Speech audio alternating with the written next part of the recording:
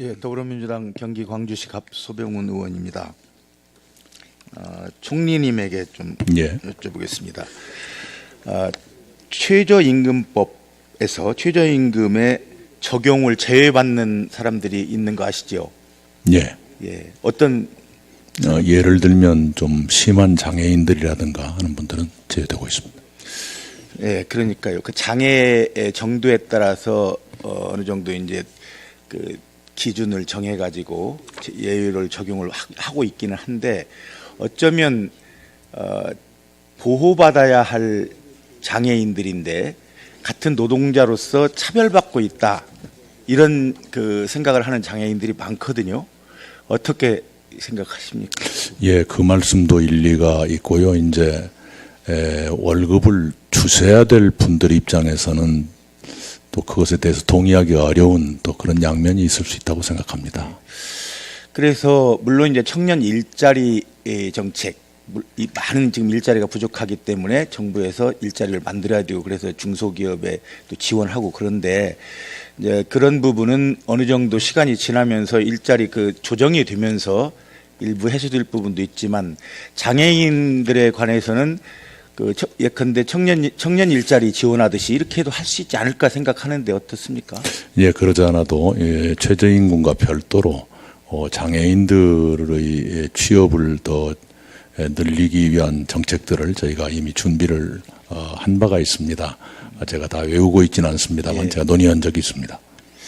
제가 그 현장의 목소리 한 가지만 들려드리면요. 대전 현장 노동청에서 그 수집한 자료 중에 장애인도 노동자라면 최저임금을 보장받을 수 있도록 장애인에 대해서만 적용하고 있는 최저임금 적용 제외 제도를 폐지해 주십시오.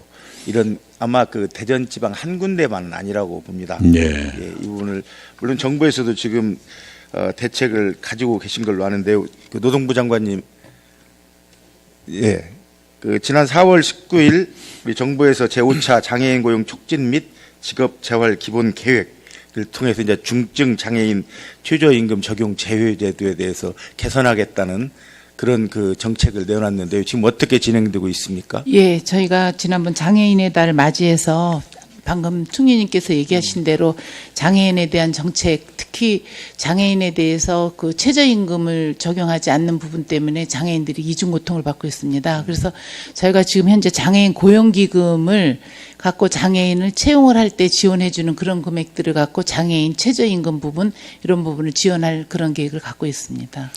예, 그 최저임금 관련해서 이제 정부 지원이 좀 늘어나다 보니까 역설적으로 장애인과 일반 비장애인들의 임금 격차가 더 벌어지는 지금 현상이 나타나고 있습니다. 아시겠지만 지난 15년에는 최저임금의 48.9% 정도였는데 17년에는 47.9%. 이게 점점 이제 그 장애인으로서는 받는 급여보다도 어쩌면 그 차별받는다는 그런 박탈감이 본인들한테 꽤 힘들다, 견디기 힘들다 이런 얘기들을 하거든요.